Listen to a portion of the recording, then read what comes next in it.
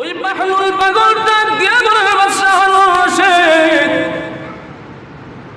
আমি যে বলেছি আপনি পাগল, এটাই সত্য, আমি পাগল না। কিভাবে আপনি পাগল হলেন শুনতে চান কি? হ্যাঁ শুনতে চাই।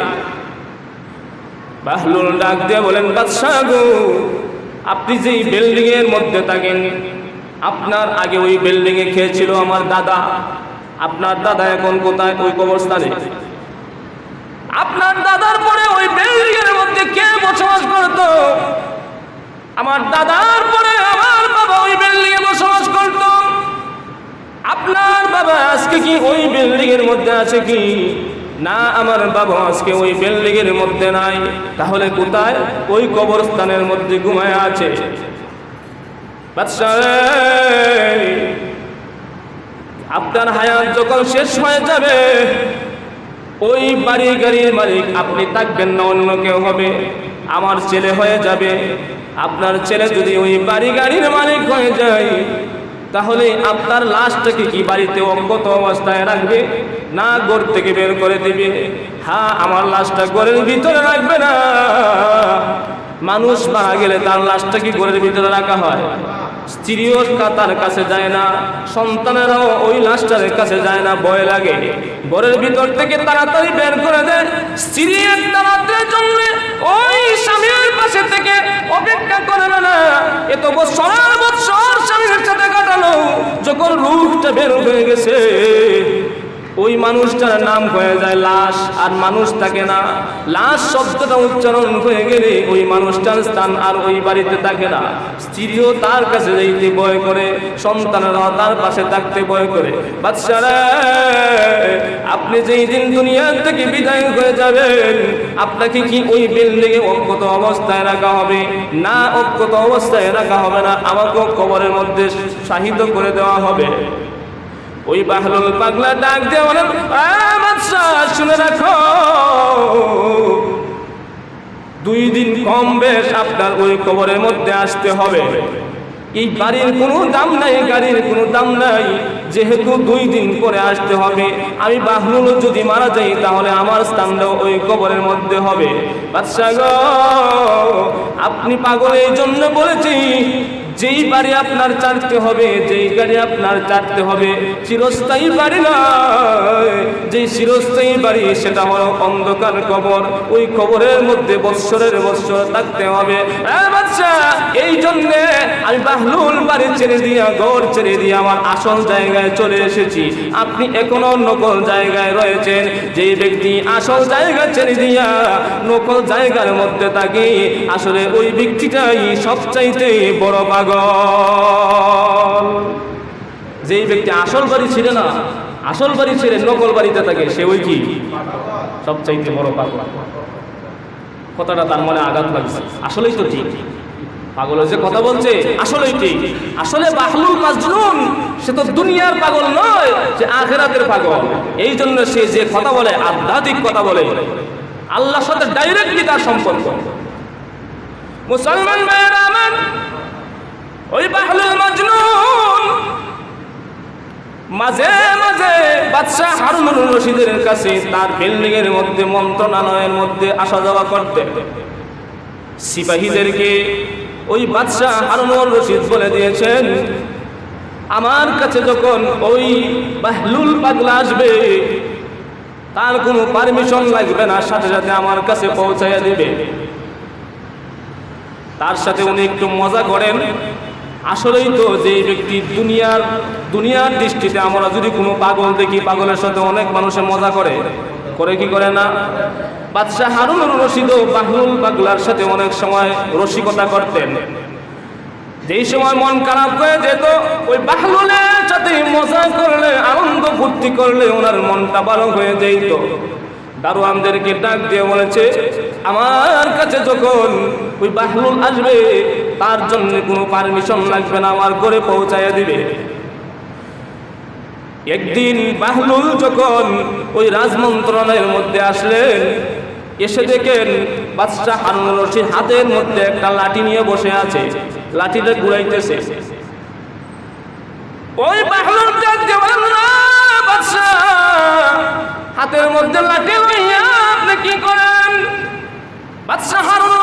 রশিদ হাত থেকে লাঠিটা দিয়ে বাহলুলকে বলে, বাহলুল রে, নে তোকে আমি লাঠিটা হাতিয়ে দিয়ে দিলাম। কিসের জন্য জানোস নি?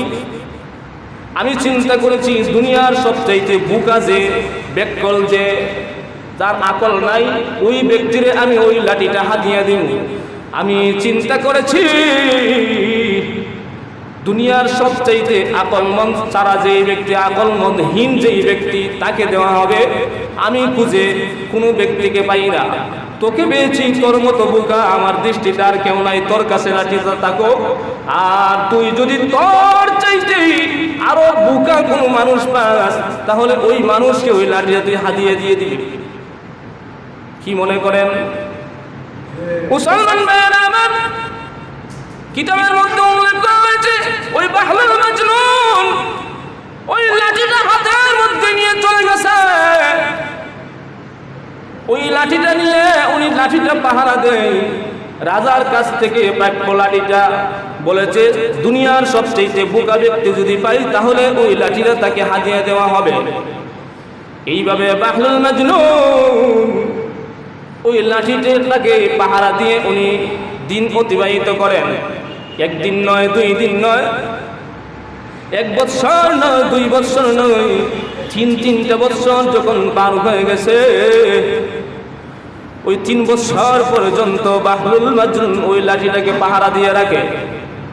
কোনো বোকা মানুষ পায় নাই যাকে বাদশাহ দেওয়া লাঠিটা উপহার দিবে, হাদিয়া দিবে। 3 বছর অতিবাহিত হওয়ার পরে একদিন ওই বাহলুল মাজনুন আবার বাদশাহ হারুন রশিদের দরবারে গিয়েছে। গিয়ে দেখে বাদশাহ হারুন রশিদ বিছানার মধ্যে শায়িত হয়ে আছে। বাহলুল ডাক দিয়ে বলেন, বাদশাহ রে, আপনি বিছানার মধ্যে শায়িত হয়ে কেন আছেন? ওই বাদশাহ হারুন রশিদ বলে, আমি সফরের জন্য তৈরি হইতেছি, অনেক লম্বা সফর, দুনিয়ার কোনো সফর না, আখিরাতের সফর। বুঝতে পারছেন তো মৃত্যু হবে। আগেকার জমানায় তো মানুষ মৃত্যুর আগে ঠার পাইতো যে মারা যাবে, 2 দিন 3 দিন 5 দিন 10 দিন 1 মাস 2 মাস বিছানা পড়ে থাকতো। এখন তো হঠাৎ মৃত্যু। দুনিয়া হয়েছে ডিজিটাল, আজরাইলও হয়েছে ডিজিটাল, ডিজিটাল ভাবে জান কবজ। হঠাৎ করে রাস্তার মধ্যে দাঁড়ায় আছে, স্টক করে শেষ। আগে এরকম ছিল না। আগে সাকরাত হইয়াও আরো 10 দিন 15 দিন 20 দিন থাকতাম। আমরা নিজের চোখে দেখেছি, আপনারা তো আরো বেশি দেখেছেন। ওই বাহলুল তার কাছে ডাক দিয়ে বলে, আপনি সফরের মধ্যে যাবেন, দুনিয়াতে দেখেছি আপনি কোথাও যদি 3 দিনের সফরে যান তাহলে তো ওই সফরের মধ্যে আগে আপনার সেনাবাহিনীগুলো পাঠায়া দেন। কোন মন্ত্রী যদি এক জায়গা থেকে আরেক জায়গায় মিটিং করতে আসে, আগেই তো 3 বাহিনী দিয়ে পরীক্ষা করে বুমানিরা খেলা। যদি কোনো ঘটনা ঘটে গেল, বোমা ফুটে যদি হত্যা করে ফেলে, কলিজাত পানি থাকে না তো। আর মানুষের হক তো ঠিক মতো দেয় না, এই জন্য মানুষের ভয় অন্তরে থাকে। আর যে ব্যক্তি মানুষের হক ঠিক মতো দেয়, সে মানুষকে ভয় করে। ওই বাহলুল পাগলা ডাক দিয়ে বলেন, আপনি যে এত লম্বা সফরের মধ্যে বের হবেন, আপনার বাহিনী কি আগে প্রেরণ করেছেন? না, বাহিনী প্রেরণ করে নাই। কেন প্রেরণ করেন নাই? দুনিয়াতে দেখেছি আপনি যদি কোথাও সফর হতে চান, 3 দিনের জন্য যদি কোথাও সফরে যান, তাহলে আগে 3 বাহিনী পাঠায়া দেন। ওই বাহিনী যাইয়া যেই জায়গার মধ্যে আপনি থাকবেন, আশেপাশের জায়গাগুলো পরীক্ষা করে, ওই জায়গাগুলো চেক আপ করে দেখে জায়গাটা থাকার মতো জায়গা কিনা, আপনার থাকার মতো উপযুক্ত জায়গা সেখানে আছে কিনা, লাইটের ব্যবস্থা আছে কিনা, আলো বাতাসের ব্যবস্থা আছে কিনা। আপনি এখন লম্বা সফরে বের হবেন, তাহলে আপনি যে এত লম্বা সফরে যাবেন, সেই জায়গার মধ্যে কি আপনি বাহিনী প্রেরণ করেছেন? বাদশাহ হারুন রশিদ ডাক দিয়ে বলে, পাগলা রে, তোকে যে এরকম বোকা মনে করেছি, এর চাইতে আরো বেশি বোকা এখন তোকে দেখতেছি। আখিরাতের সফরে গেলে, কবরের জগতে গেলে কোনো মানুষ কি বাহিনী পাঠাইতে পারে? 2 নম্বর বলে, আপনি 3 দিনের জন্য যদি কোথাও সফরে যান,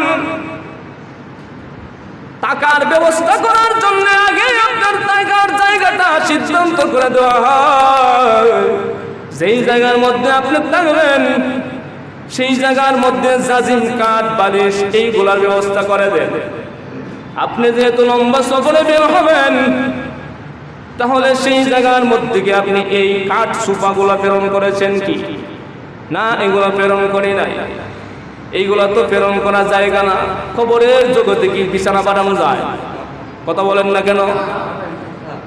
3 নম্বরে, আপনি যে জায়গায় যান আগে খাবার দাবারের ব্যবস্থা আগে করে রাখেন।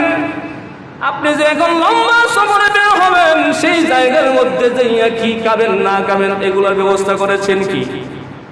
না, এগুলোর ব্যবস্থা করি নাই। বাহলুল ডাক দিয়ে বলে, বাদশা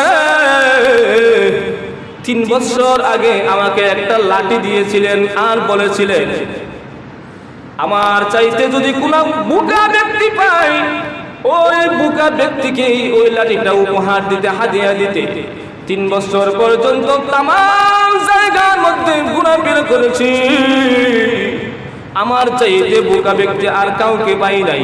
এখন আপনার মন্ত্রণালয়ে এসে দেখি আমার চাইতে বোকা আপনি ছাড়া আর পৃথিবীতে কেউ নাই। কারে কইছে বোকা? জুড়ে কথা বলেন। কারে বলছে? বাদশারে বলছে। সব জায়গায় খুঁজে দেখছি আমার চাইতে বোকা ব্যক্তি কোনো মানুষকে পাই নাই। আজকে আপনার মন্ত্রণালয়ে এসে দেখি আমার চাইতে সবচেয়ে বড় বোকা হলেন আপনি। কোন কারণে? আপনি খবরে যাবেন, খবরে সামানা জোগাড় করলেন না, খবরে কিভাবে থাকবেন এটারও ব্যবস্থা করলেন না, খবরে খাবার দাবারের ব্যবস্থা আপনি করলেন না। যেই জায়গার মধ্যে আপনি চিরস্থায়ী বাসিন্দা হবেন সেই জায়গার ব্যবস্থাই আপনি করলেন না, তাহলে তো আপনার চাইতে বোকা আর কেউ নাই। এটা আমার আপনার কথা নয়, কুরআনের কথা। আল্লাহ বলেন, قد أفلح من تزكى وذكر اسم ربه فصلى بل تؤثرون الحياة الدنيا والآخرة خير وأبقى। আল্লাহ বলেন, যারা দুনিয়া থেকে আখিরাতকে প্রাধান্য দান করে ওই ব্যক্তিরাই হলো বুদ্ধিমান। যারা আখিরাতের চাইতে দুনিয়াকে বেশি প্রাধান্য দান করে ওই ব্যক্তিরাই হলো দুনিয়ার সবচেয়ে বড় বোকা।